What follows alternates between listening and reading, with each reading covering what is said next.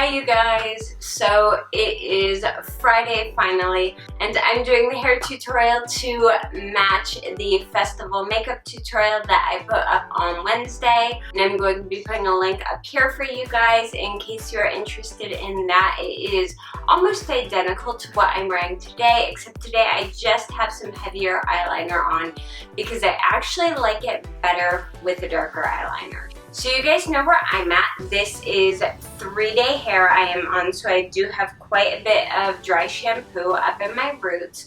The rest of my hair hasn't been touched. I literally got out of the shower, blow dried it, and it's either been down or in a messy bun on top of my head for the past couple days, and I have absolutely no product in it at all. You can also see that my little cockatoo thing I've got going on here from my hair loss.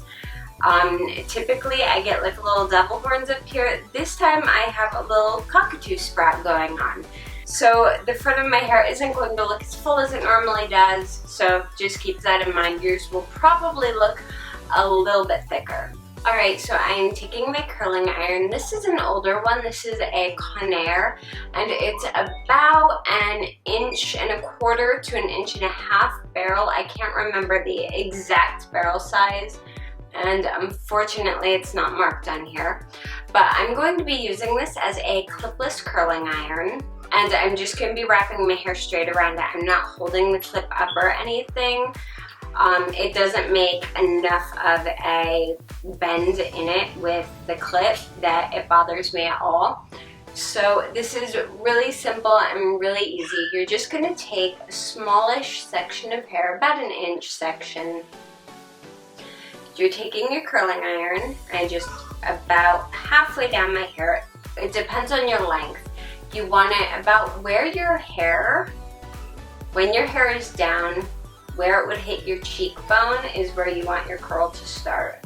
So you're literally placing it on here, wrapping it once and a half. So your hair's pointing back in towards your head. 5, 6, 7, 8, about 8 seconds. And then let it go and give it a little tug, just so the curl isn't too super curly. And see how that just puts a little wave in the bottom half of my hair. My ends are straight and the top is still straight. So I'm going to go ahead and do that on the next section. And I'm going to vary this up a little bit. I'm going to start the curl on the next section a little higher. Do a little bit higher and a little bit lower throughout your hair. It's kind of like curling your hair in different directions. You do want these all curled in the same direction, but do them at different heights. It creates that same variation. Okay, put that down, little tug, and your curl. So I'm just going to go ahead and do this all over my head at different heights. And I'm also using different thicknesses of hair. Some pieces are slightly larger, some pieces are slightly smaller, and that also helps give some variation to it so it's not one straight wave across your head. But I really like putting a light little bend in my hair like this because it adds just a little bit of texture, but it's not as glam as full-on curls.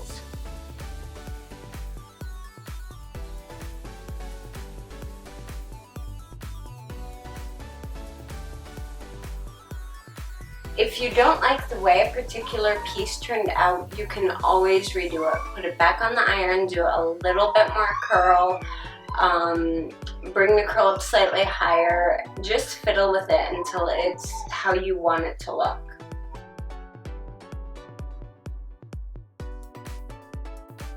Alright, and this is how this side of my hair looks. The curls are still cooling down a little bit. Now, this area looks almost a little bit too flat to me, so I'm just going to grab a random small piece and do a curl further up near the root.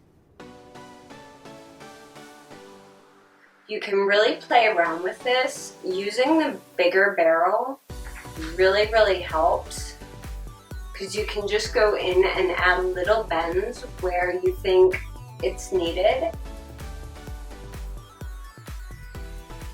Now, the one trick here though is not over curling. It's one thing I am horribly guilty about. I will over curl the life out of my hair just because I love volume and I love texture in my hair, because my hair is so naturally straight that I will just go to town on it, and then I look like something out of a 1980s sitcom. It's not a ton of curl, but it gives some wave and some body to your hair.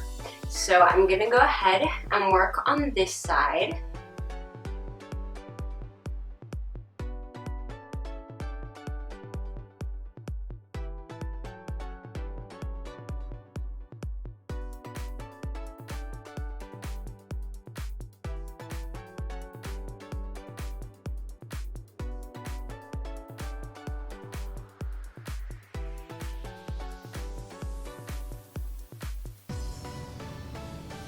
Alright, so I'm going to look back into this side and see if there's anywhere I want to add a little bit extra curl to.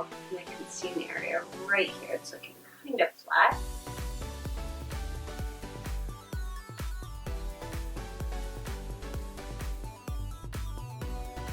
Yeah, I just love this because it's very beachy waves, but without that crunchy, overly textured thing. It's very, very soft. So now you can pretty much do anything with your hair. You could put it in half up. You could put it all in a giant messy bun. You could leave it down just like this. For me, especially when I'm going to festivals, I kind of like to add a little bit of fun into my hair. And one of my favorite ways to do that, especially for the summer, is adding in small braids. One of the things that I often see that's an issue when people do tiny braids is they will take like that very first visible layer of hair and make a braid out of that. My issue is you have this weird, funky, almost bald looking spot where your braid starts and it doesn't look as cute as it could. So what I like doing is taking about the first inch to half inch of hair and just separating it and flopping it over, because we're not talking to that section right now. We're talking to this section that is just under. So I usually like to make 2 to 3 braids in either side, and I like taking various thicknesses of hair. For this one close to the front, I'm doing a fairly thin braid, and to finish these at the ends, I'm using these little tiny clear elastics. Mine are in shades of like blue, purple, pink, yellow, because I use them for my girls' hair as well. And it's really hard to find the clear ones at Target. You can either use clear ones, or if you can find ones that match your hair, that's even better. So I always like to stick one on a finger, that way it's easy access. And I just go up to the top, take that little section, separate it into 3, and just start braiding. And you can do a tape braid, a loose braid. If you're feeling really crazy, you could do like a multi-strand braid. But I just like doing a super simple, super quick 3-strand braid all the way down.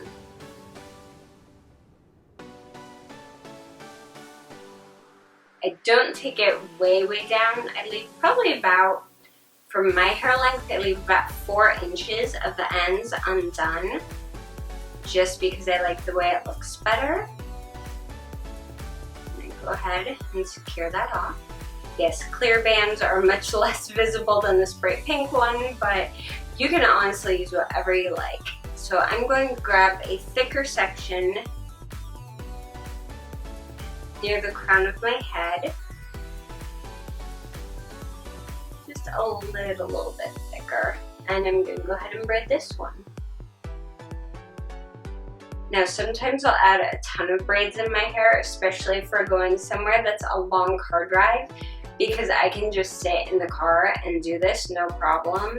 If you're in a hurry or your hands get easily tired, then honestly 1 or 2 braids on either side still looks absolutely amazing.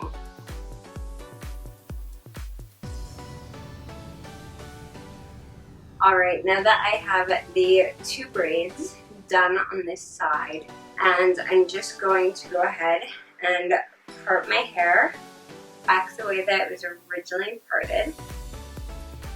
And then you can see on the side, just peeking through the curls, you can see the braids, which I absolutely love. I think it's so much fun and it's different. And by lifting up your top layer of hair, it's not like braid, braid, braid, very, very obvious. They're just these cute little peekaboo braids that come out. So I'm gonna go ahead and do this on my other side. I'm doing 2 more braids on this side. Just pop that hair over.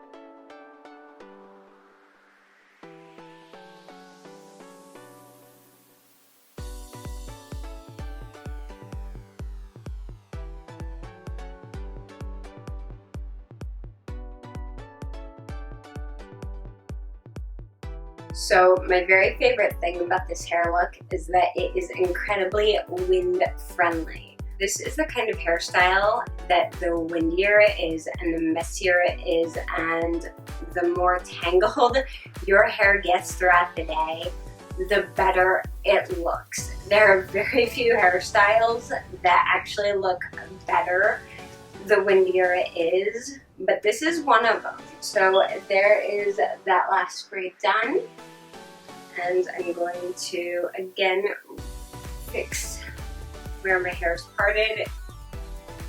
By the end of this, you usually end up having your hair parted in a completely new area because it just wants to go everywhere. And here is this side with, again, the roots are covered, but you can see the little peekaboo braids through the curls. And of course, my curls have already fallen a lot just because that's what my hair does. It's how my hair is, it does what it wants to. So you can always go back throughout the day, you can fluff it up. If you're staying at a hotel instead of camping, you know, and you end up taking a midday break, you can throw a couple extra curls in if you want. But honestly, I love this hair the way it looks. I think it's fun, I think it's playful. It looks better the messier it gets, and it's a very, very awesome look for a festival. So this look is super quick. It probably only took me about 20 minutes to throw this together, and that's mostly because I was also talking to you guys. If I was just doing it, probably about 15 minutes tops. So I hope this tutorial was helpful for you guys. I hope you enjoyed it. If you have any questions, comments, or just want to say hi, I would love to hear from you down in the comments below. If you like this video, please give it a thumbs up, and if you haven't yet, I would love it if you'd subscribe to my channel. You can also keep up with me on Twitter, Instagram, and Facebook. I am pretty much everywhere, and all the links for those are down below as well. Thank you guys so much for watching, and I will see you again very soon. Bye! Well, this is a problem. I can't reach my head with my curling iron. So, of course, the front of my hair isn't going to look as full. Something just fell down in my closet. Okay, and see, that one didn't bend very well. This curling iron is very old and not as hot as it should be. Why is this curling iron not? Oh, it's not on.